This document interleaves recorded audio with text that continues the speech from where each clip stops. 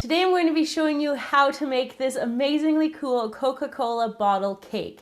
Now, not only is it in the shape of a Coke bottle, it is also Coke flavored cake in the side of it. So this is one of hundreds of really cool ideas that we have here on the channel. So make sure you're subscribed so you are the first to see all of the new videos that come up every week. Let's get started on this Coke bottle tutorial. To make our Coke cake, we're going to be using 1 cup of Coca-Cola. We need 2 cups of granulated sugar. We need 2 cups of all-purpose flour, half a cup of buttermilk, and if you don't have buttermilk where you are, I have a video up on how to make your own and I'll link it in the description box. We need half a cup of vegetable oil, 1 teaspoon of vanilla extract, 2 eggs. We have half a cup of butter. We need 3 tablespoons of cocoa powder and half a teaspoon of salt and 1 teaspoon of baking soda. So we're going to put all the different parts of the recipe together first. So what I've got here in a medium-sized saucepan is my Coke in the bottom, and I'm going to add in my butter like that, and obviously the butter will melt. We're also going to add in the vegetable oil into there, and the cocoa powder is going into this mixture as well. So we're going to move on to putting our dry ingredients together. Now I have my dry ingredients here. In my bowl I have my flour. I'm going to add my sugar into here, like that. Then I need to also add my baking soda and my salt. Then taking a whisk that all together and set it aside. Now for the wet ingredients. So I've got my eggs here and I'm just putting them into a measuring cup so I can pour it easily later. And I'm just going to give those a quick little mix. Then adding in my buttermilk, like that. Buttermilk is nice and thick and tangy. It gives a really good moisture to the cake. And I'm adding in the vanilla, like that. And then just mix that up and again, set it aside.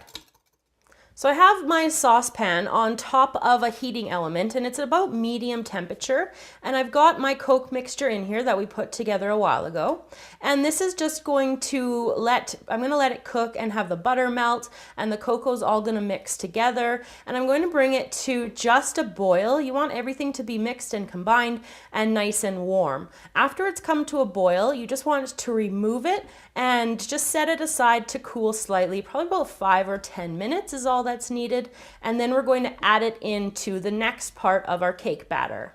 So I have my flour mixture in the bowl of my stand mixer fitted with the paddle attachment, and I'm just going to put it on low and add my cola mixture. With that mixing, I'm going to let it mix for a little bit longer, and then I'm going to also add in that egg and that milk mixture.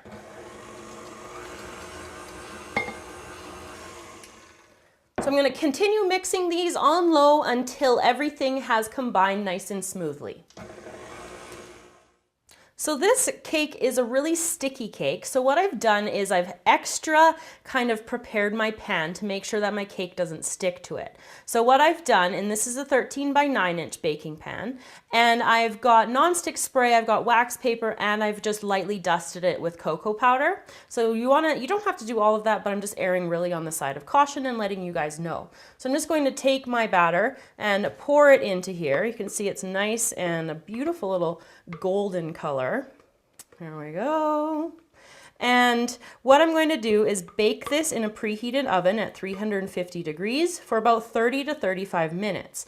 Now, when the cake has finished baking, I'm going to let it cool, of course, and then in order to get the actual pieces of cake into the Coke bottle, I'm going to freeze the cake. So let it cool first and then freeze it solid. With our cake in the freezer after it's been baked, we're going to get our ingredients ready for actually assembling the cake. So we need to have a 2-liter bottle of Coca-Cola. We need to have some chocolate. Now I'm using just like regular Merkin's melting wafers because they're going to harden up really, really well, and they do it quickly, which is why I prefer using them. And we're also going to need a batch of my vanilla buttercream, and the link to that will be in the description box below. So I emptied out my Coke from the bottle. You can use it with that cup of the cake batter if you want to, or you can just enjoy it. What I'm doing now is I'm just finding out where the label doesn't stick, and I'm using a really sharp X-Acto knife here just to score the label off. And you'll notice that I kept the lid to the bottle, and I'm going to keep the label as well. So I'm just peeling that off. Just peel that off gently, and I'm going to keep this, so make sure that you just set it aside so you can use it later. And then again with the X-Acto knife, I'm going to cut an opening here, and we're going to use the opening in order to get the cake into the bottle. So pushing down carefully to get that started, and then I'm just going to move my knife up here. You want to be really, really careful because this is really sharp. And even when you go to like stick your hand in here later, it is quite, some of the plastic can be a little bit, just a little bit sharp. So just be really careful at this point on this project. So just working this off, and I'm going to cut out this rectangle piece here and pull it out. And there we go. So now it's ready for the chocolate. So I'm going to melt the chocolate. So I've got some melted chocolate in my pop bottle. Now you probably want like a little bit more than that, 1/4 cup to 1/2 cup. And you're going to put a couple of coats onto it. So it doesn't really matter how many you put each time.